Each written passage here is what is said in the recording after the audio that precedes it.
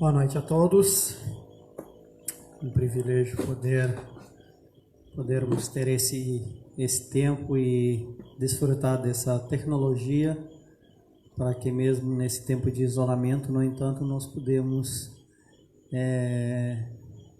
nos ver, nos ouvir, cultuar, muito embora não reunidos fisicamente. E, Jonathan, bota esse ar, por favor, tá muito quente aqui. E damos graças a Deus por isso. Imagina acontecer isso em outra época, onde não teremos internet, não teremos essas possibilidades, a situação estaria bem mais difícil do que agora. Então, precisamos agradecer a Deus por isso. Então, meus amados, vamos orar, iniciar assim o nosso tempo de oração. Agradecendo a Deus, pedindo a sua graça sobre esse tempo que nos está em diante. Espero que todos vocês tiveram parte de um dia bom, tranquilo. Espero que nenhum dos irmãos estejam contaminados. Mas se for, avisa a gente para orar de modo mais específico ainda por sua vida, tá certo? E tomar as medidas necessárias. Vamos orar? Nosso Pai, nosso Deus, agradecemos ao Senhor que, muito embora nos encontramos numa situação inédita, histórica, pela sua graça providenciar esses meios para que podemos cultuar ao Senhor, podemos nos ouvir, nos ver, ouvir a sua palavra e estar reunidos, mesmo que não presencialmente. Que o Senhor seja gracioso para com sua igreja, também conosco nesse tempo que nos está em diante, orientando nossa mente, nosso coração, nos fortalecendo em nosso íntimo, em nossa relação contigo e fortalecendo sua vontade cada vez mais em nós. Abençoe esse tempo que nos está em diante, em nome de Jesus. Amém. Amados, vamos cantar algumas músicas, alguns hinos. E, obviamente, eu vou me concentrar mais nos hinos que eu conheço. Então, vamos cantar 135, Mais de Cristo. 135.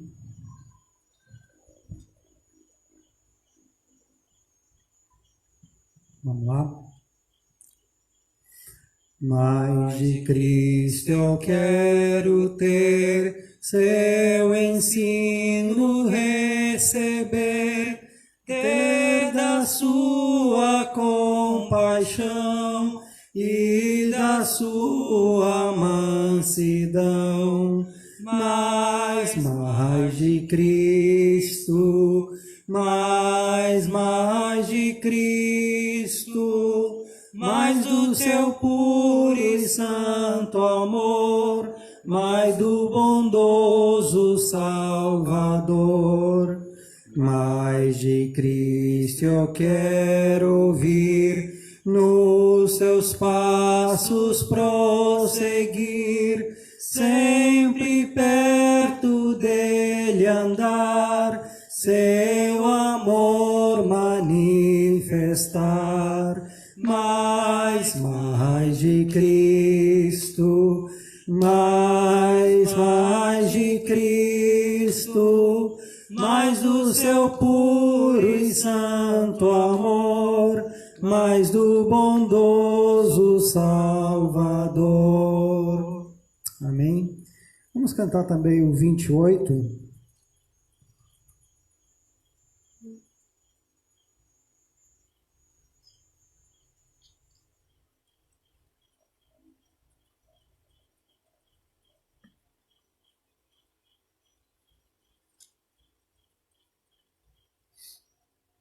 Vamos lá. Tuas obras te coroa como ralo de esplendor, astros, anjos, céus entoa, hino eterno a ti, Senhor. Campos, matas, vales, montes, verde oiteiro e verde mar. Aves e sonoras fontes foram coro singular. Nós mortais por ti remidos, Deus de glória, Deus de amor, corações aos seus erguidos, celebramos teu louvor. Revelaste amor profundo, insondável sem igual, enviando Cristo ao mundo a vencer por nós o mal. Fontes de alegria e vida, és do bom inspirador. Tua graça nos convida a viver em mútuo amor. Quais alegres peregrinos, sempre em marcha triunfal, cantaremos gratos hinos na jornada até o final. Amém? Meus amados, vamos fazer uma primeira oração para Deus abençoar a sua igreja, dando-lhe sabedoria, como se portar nesses tempos e ao mesmo tempo ser sensível à vontade de Deus, como ela pode servir a Deus e ao próximo, dando a si testemunho e proclamando o Evangelho de Cristo. Orando para que a igreja seja fortalecida e cada vez mais entregues na mão do Senhor para a sua obra. Eu vou pedir a Jonathan que faça essa oração em favor da igreja. Vamos orar? Senhor, meu Deus e Pai, estamos em Tua presença, graças te damos pelo nosso dia. Obrigado porque o Senhor permite que, apesar de não estarmos presencialmente juntos, o Senhor ainda permite que de modo virtual estejamos cultuando a Ti.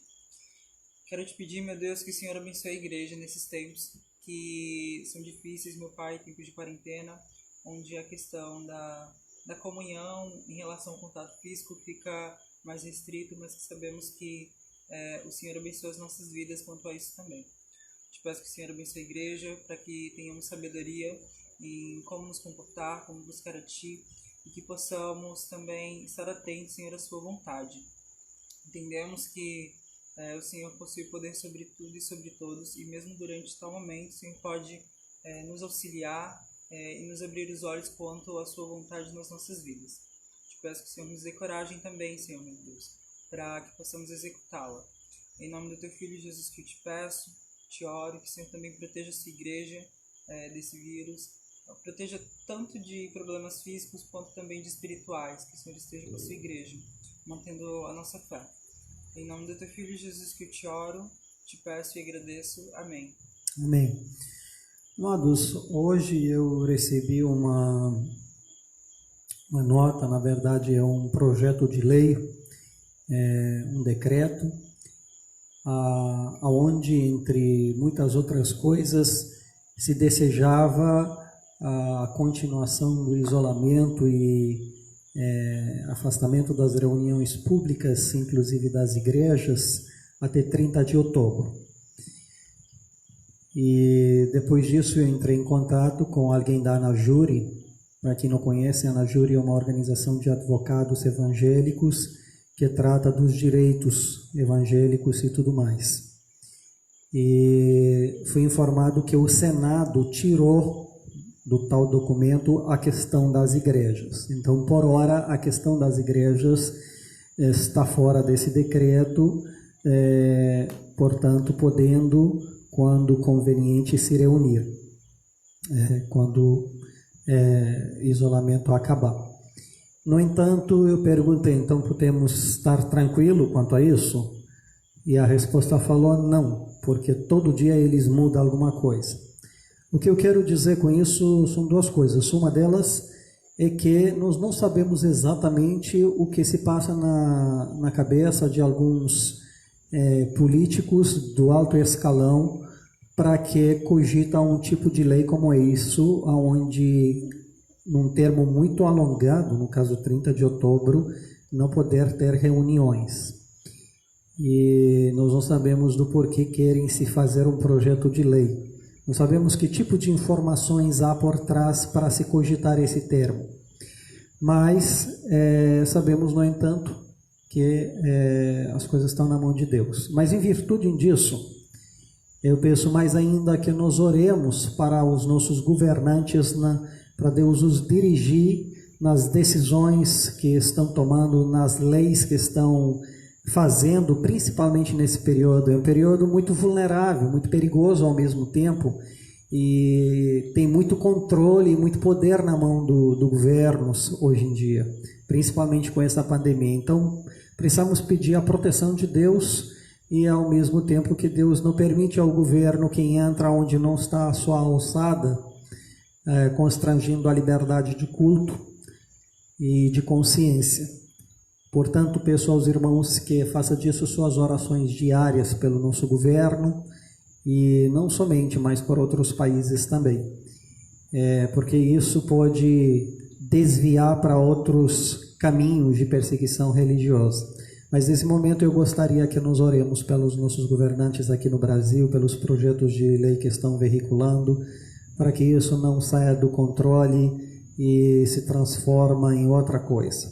Vamos orar? Nosso Pai, nosso Deus, somos gratos que até os governantes e todos o Senhor os ordenou estão debaixo do seu controle também.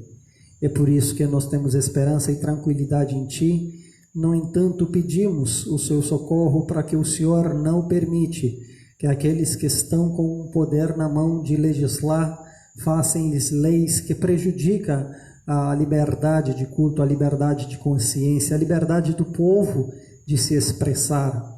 Nós sabemos que algumas leis estavam sendo veiculadas, algumas foram retiradas, mas, no entanto, pedimos que o Senhor dá diligência, dá direção àqueles que votam e que criam as leis, para que não sejam leis que se cria que venham a prejudicar mais ainda a sociedade ou a sua igreja em sua expressão livre de cultuar e de pregar o seu evangelho. Também pedimos para as governanças de outros estados, outros países. Sabemos que alguns passam uma pressão muito maior, como nas Filipinas, onde o exército tem ordem de matar caso que alguém não obedece. E então entendemos que há uma tensão muito grande na população. Que o Senhor seja gracioso e não deixe essa situação sair do controle de tal modo que olhamos para desastres indesejados maiores.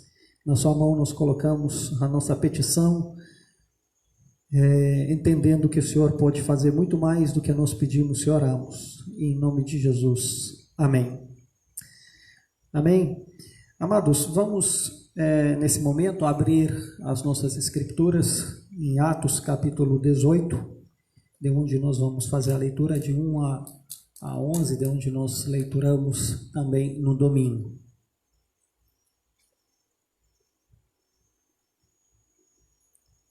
Vamos então fazer a leitura do mesmo tempo, reforçando assim aquilo que nós lemos e ouvimos no domingo. Atos, capítulo 18, versículo 1 a 11. Depois disso, deixando Paulo Atenas, partiu para Corinto. Lá encontrou certo judeu chamado Aquila, natural de Ponto, recentemente chegado da Itália com Priscila, sua mulher, em vista de ter Cláudio decretado que todos os judeus se retirassem de Roma. Paulo aproximou-se deles, e posto que era do mesmo ofício, passou a morar com eles e ali trabalhava, pois a profissão deles era fazer tendas. E todos os sábados discorria na sinagoga, persuadindo tanto judeus como gregos.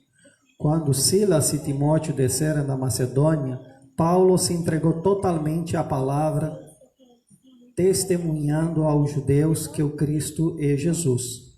Opondo-se ele e blasfemando, sacudiu Paulo as vestes e disse-lhe: sobre a vossa cabeça o vosso sangue, e dele estou limpo desde agora, e vou para os gentios. Saindo dali, entrou na casa de um homem chamado Tício Justo, que era temente a Deus. A casa era contígua à sinagoga, mas Crispo, o principal da sinagoga, creu no Senhor com toda a sua casa. Também muitos dos coríntios, ouvindo, cria e eram batizados. Teve Paulo durante a noite uma visão em que o Senhor lhe disse: não teme, pelo contrário, fala e não te cales, porquanto eu estou contigo e ninguém ousará fazer-te mal, pois tenho muito povo nessa cidade. E ali permaneceu 1 ano e 6 meses, ensinando entre eles a palavra de Deus. Amém. Mais uma viagem e mais uma situação ou situações inéditas, no entanto, com pontos em comum na vida do apóstolo Paulo. Ele sai de Atenas e vai para o Coríntio, cidade esse que vai dar muito o que falar, tendo em vista que lá mais tarde uma igreja se forma. Nós temos, devido a isso, 2 cartas posteriormente do apóstolo Paulo, que se encontram nas Escrituras enviadas a essa igreja. Mas Paulo vai para o Coríntio e o que se evidencia de primeira mão é o encontro dele com esse casal, Aquila e Priscila, que eles, por circunstâncias de um decreto do imperador Cláudio, eles são forçados a deixar Roma e eles tomam esse destino de ir para o Coríntio. E falamos nós que isso não é um acaso, os eventos da vida, por mais naturais que eles se seguem, no entanto, eles são coordenados de Deus em mínimos detalhes para cumprir na nossa vida aquilo que Ele tem planejado para nós. E veja como esse judeu, ele se encontra em Corinto, Paulo encontra com ele e se faz por onde esses dois têm a mesma profissão, são fazedores de tenda, o que os faz a trabalhar em conjunto. Mas nesse trabalho se percebe como Paulo, de fato, apresenta o evangelho para ele, sendo ele judeu, tinha familiaridades com as escrituras, e não somente isso, mas suponhamos que ele ia para a sinagoga junto com outros, aonde Paulo ele deixa claro que estava todo sábado discorrendo, persuadindo os judeus e como gregos sobre o Cristo sendo o Messias. Então, Paulo faz uso do seu trabalho, discipula a Aquila e Priscila, e também ele começa de novo persuadir os judeus, aqueles com qual ele teve proximidade devido às escrituras do Velho Testamento e da nacionalidade. Paulo faz isso como o sempre. Nesse meio tempo, Silas e Timóteo chegam, lembrando que eles permaneceram na Macedônia quando Paulo precisou sair para Atenas depressa devido à perseguição que se levantou contra ele, e ficaram lá por um tempo. Então esses vêm ao encontro do Paulo e assim que eles chegaram, há uma mudança imediata na rotina do apóstolo Paulo. Até então ele trabalhava e também pregava a palavra de Deus, mas quando Silas e Timóteo, seus colaboradores, chegam, se subentende naturalmente pelo texto que eles arcaram com outras responsabilidades quanto à questão do sustento, de alimentação e tudo mais, de tal forma que Paulo entendeu que agora ele estava livre de outras ocupações para que ele se dedicasse inteiramente à pregação da palavra de Deus. Isso é muito importante, porque nós vivemos num mundo de controvérsias, onde muitos dizem que missionários têm que trabalhar, e eu não tenho nada contra para que eles trabalhem, e quando a situação permite, nós podemos trabalhar sim. Há lugares onde de fato você precisa trabalhar para poder ter um visto naquele país e poder ser missionário, mas há lugares onde isso não há exigência. No entanto, há um ideal que os obreiros de Deus, eles se dedicam de maneira exclusiva e 100% para o estudo e para a pregação da palavra de Deus. E alguns podem achar que essa é uma tarefa, às vezes, pequena, ou achar que nós trabalhamos, mas de fato essa é uma tarefa maior do que nós mesmos podemos pensar. Ela está carregada de muita luta espiritual, de muita pressão, de muita tensão, como de fato é preciso que nós como obreiros tenhamos a nossa vida de estúdio, a nossa vida onde diante de Deus entendemos o que precisamos fazer. Isso não é tão fácil assim. E as nossas tarefas não se limitam apenas a uma pregação pública. Mas é preciso entender-se que a pregação da palavra de Deus constitui a centralidade da missão da Igreja de Cristo. Há muitas atividades que são envolvidas na vida da igreja, na vida de missões, mas a palavra, a pregação da palavra de Deus, aqueles que se ocupam, que são mestres no caso, como são tratados em outro lugar da palavra, é preciso que eles tenham exclusividade de tempo para isso. Mas para isso é preciso que haja colaboradores que venham sustentar as mãos desses homens. É preciso que haja colaboradores que assumem outros tipos de responsabilidades, para que assim os obreiros eles podem estar livres para estudar e para fazer o que eles são chamados a fazer. Mas nós só podemos viver essa harmonia entre obreiros e aqueles que são colaboradores quando entendemos o valor desse ministério e quando nós entendemos a nossa participação desse ministério. Quando nós entendemos que somos parte desse ministério, não é um ministério somente deles, mas é um ministério de todos nós. Acontece que cada nós tem um papel diferenciado e o valor desse ministério fez pessoas colocar a vida em jogo, mesmo que eles nunca pregaram, mas eles colocaram a vida deles em jogo para que esse ministério avance, para que outros obreiros possam ficar lá continuando firmes pregando o evangelho. Então precisamos olhar para esse ministério como essencial, como emergente. O ministério da palavra é um dos ministérios mais tenso, mais importantíssimo e mais essencial para a vida da igreja e da humanidade. Afinal das contas, mediante esse ministério que nós somos orientados se a nossa prática deriva disso. Bom ensino, chance de boa prática. Então a palavra pregada, as pessoas possam crer no Senhor. E então ele é essencial porque norteia nossas atividades, norteia tudo o resto. E então dependemos disso. Isso faz toda a diferença. É isso que nos fortalece, é isso que nos guia em momentos escuros, é isso que nos alimenta, isso que nos dá sabedoria, isso que nos dá orientações nas questões básicas da vida. Então, se nós queremos boas orientações, boa liderança, nós precisamos também oferecer possibilidades para isso. E é preciso que haja esses tipos de colaboradores. E se vê como Paulo, ele muda de rotina imediatamente. Agora, é claro que nós também não deixamos de pregar. E quando não há colaboradores, nós fazemos o que depende de nós, como Paulo, no caso dele, era um caso feliz. Ele sabia fazer tenda e poderia sustentar disso. E graças a Deus, quanto a mim e a Carol, Deus nos deu algumas habilidades e de vez em quando Deus tem nos sustentando, tem contribuindo no nosso ministério, também através daquilo que fazemos com nossas mãos, como Carol é dola, fotógrafa, enfim. Então nós não temos problemas em si de trabalhar, mas entendemos, no entanto, que o do desejar e almejar o ministério. E eu creio, meus amados, que para os obreiros sempre também é uma tentação de querer ter mais, de querer ter outras ocupações, de sentir que ele faz alguma coisa, que ele rende com suas mãos.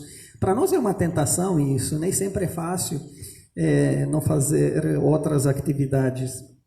Mas, no entanto, eu acredito que até como obreiros nós devemos buscar a estar livre, mas não somente a estar livre no sentido de não fazer nada, mas estar livre para poder atender melhor o povo de Deus. E aí, depois disso, nós vemos que não era tão fácil. Opondo-se ele, se blasfemando, Paulo sacudiu as vestes e disse que ele está livre do sangue dele. Então veja que Paulo, nesse ministério, não era tão fácil assim. Tinha pessoas blasfemando, pessoas que se opõem a ele, vamos dizer, guardava discussões árduas às vezes, até porque havia muita gente que ouvia e havia gente que cria. Então essa não é uma tarefa tão fácil assim. Mas Paulo se vê livre, mas ele se vê livre do sangue desses homens depois de ele pregar o Evangelho. Eu creio que nós podemos, meus amados, nos sentir livre do sangue das pessoas quando temos a certeza que fizemos tudo que está ao nosso alcance para que o Evangelho os alcance, tanto na nossa cidade quanto em outros lugares. Precisamos saber se nós fizemos o suficiente. Às vezes fazemos, mas será que fizemos o suficiente? Fazemos tudo aquilo que poderemos ter feito? Fazemos tudo aquilo que Deus quer que nós façamos? Nos envolvemos tanto quanto Ele quer? Ou apenas fazemos o mínimo para limpar a nossa consciência? Mas Paulo, ele pode dizer com todas as palavras: eu estou livre do sangue de vocês. Então agora eu vou me voltar para os gentios. É claro que a gente não...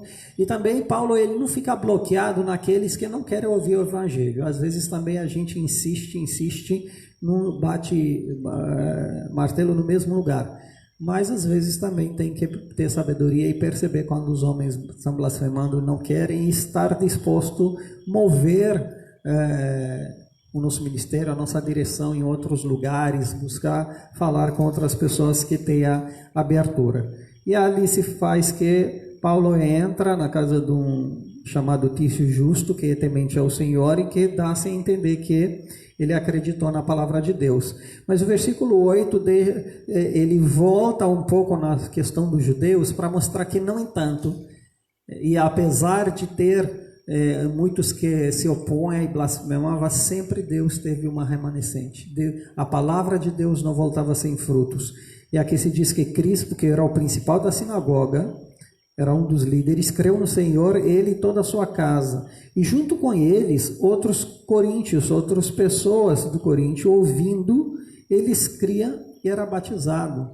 Veja como os coríntios, eles estavam trabalhados pelo Espírito Santo a receber a palavra de Deus. Mas mesmo assim, como houve essa oposição de muitos, Paulo talvez teria a tendência de prosseguir adiante. Em outras palavras, deixar o Coríntio para trás e ir para outra cidade e evitar talvez polêmicas maiores. E como nós entendemos que teria essa tendência? É através dos próximos versos, onde Paulo tem uma visão, onde pela segunda vez o Senhor mostra uma direção específica, mostra que Deus tem algo especial naquele lugar. Paulo, permanece aqui, não temas, o que dá-se a entender que ele temia uma possível perseguição. O Senhor diz para eles: não temas, ninguém vai lhe fazer mal, pois tenho muito povo nessa cidade. Então Paulo faz conhecido a ele que o ministério dele ali não encerrou com aquelas pessoas que creram, mas que ele precisa continuar porque ainda tem muita gente lá. Que bonito, meus amados. Às vezes nós damos tudo por perdido, mas nós não sabemos aqueles que vão crer, mas o Senhor sabe gente que tem para crer, mesmo que eles não creram naquele momento.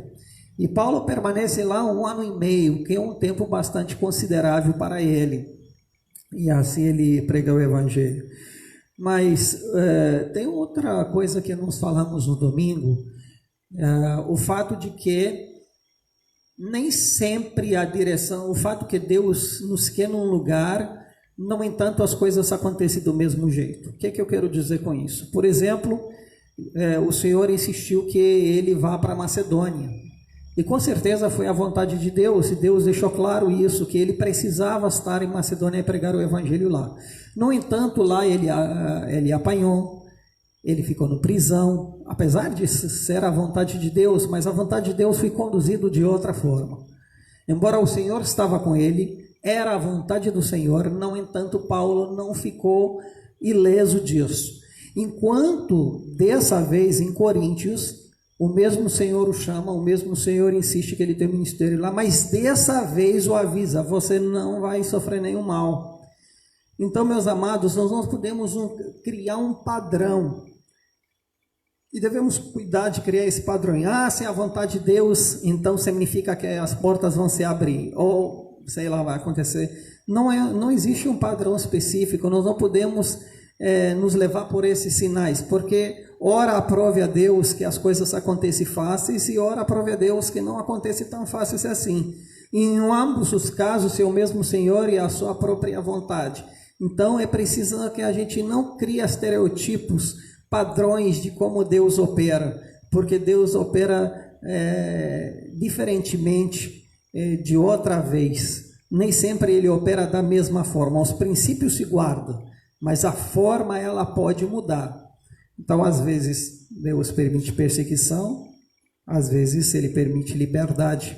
Então, mas seja lá qual for o caso, e isso eu acho que é o ponto, nosso dever é obedecer à voz do Senhor e pregar o Evangelho. Seja que isso vai incorrer em algum prejuízo para nós, seja não.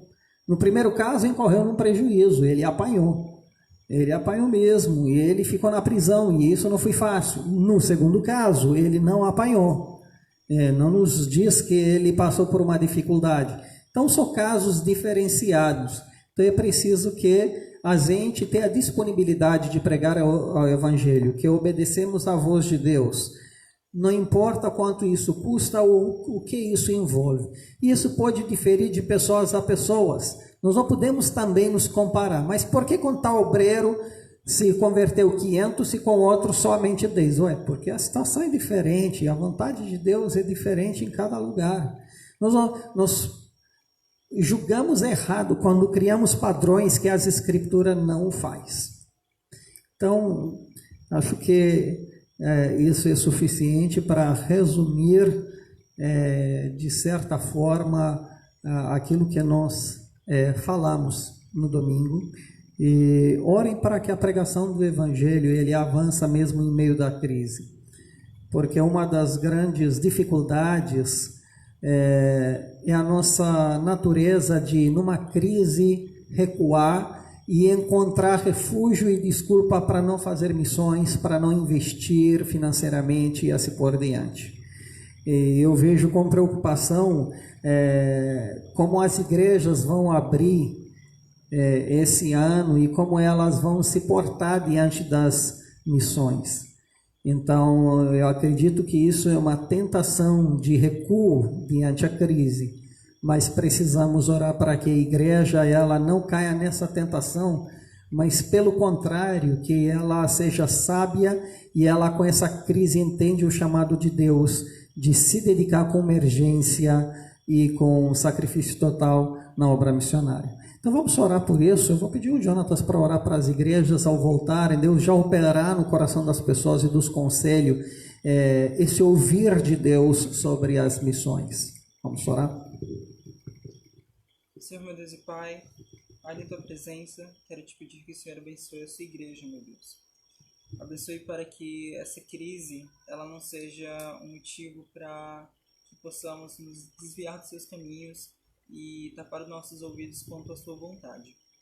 Te peço que o Senhor nos mantenha firme durante essa crise e também após essa crise, meu Deus, que o Senhor possa nos abençoar, possa nos manter firme, que possamos entender a Sua vontade e em relação às missões, de que modo o Senhor quer que contribuamos com isso, seja tanto indo a campo quanto ajudando pessoas que estão no campo. Peço que o Senhor abençoe as nossas vidas, nos dê discernimento e sabedoria para entender a Sua vontade quanto a isso.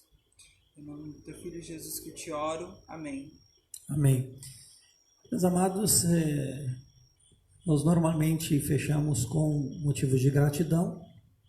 E obviamente eu não tenho como ouvir os irmãos nesse momento, mas acredito que cada um deve agradecer a Deus pela sua proteção, pela sua vontade,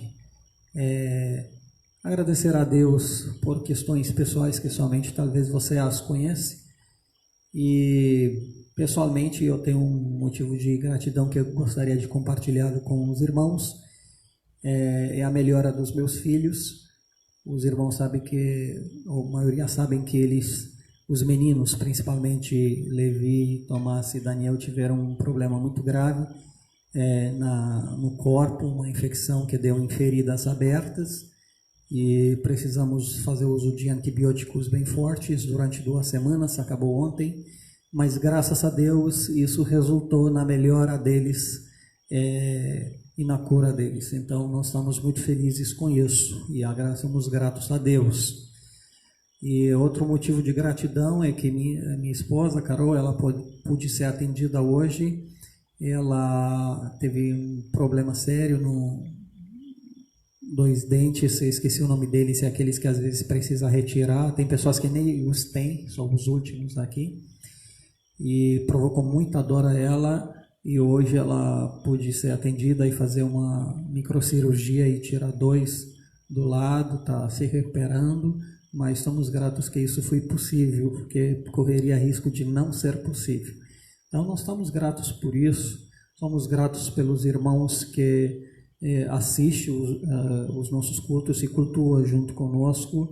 Isso é muito importante, saber que a igreja está reunida.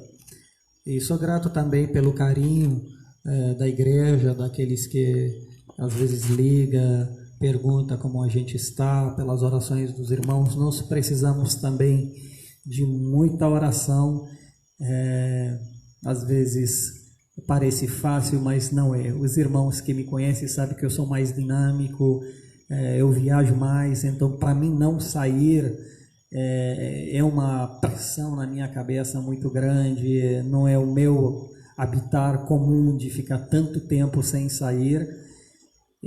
Mas ore por mim e que Deus nos dê a graça nesse tempo. Eu gostaria de fazer um pouco mais do que estou fazendo, então ore para Deus me dar condições para isso. Ore pelo nosso internet. Hoje eu fiquei preocupado, nosso internet quase não funcionou, então ore a Deus para nós não incorrermos em problemas com isso, tá certo? Por hora nós estaremos no mesmo molde, em isolamento, e eu vou conversar com algumas pessoas e ver se de repente no sábado a gente faz uma transmissão também. Se fazemos algo especial de Páscoa, a gente vai ver como que nós vamos fazer tudo isso. Mas até então, que Deus abençoe os irmãos, continue se guardando a você mesmo e ao seu próximo, guardando o isolamento devido, todas as normas de proteção, tá certo? E não se esqueça que estamos à disposição dos irmãos, se precisarem de qualquer ajuda, estamos à disposição dos irmãos, tá bom? Que Deus os abençoe e uma boa semana.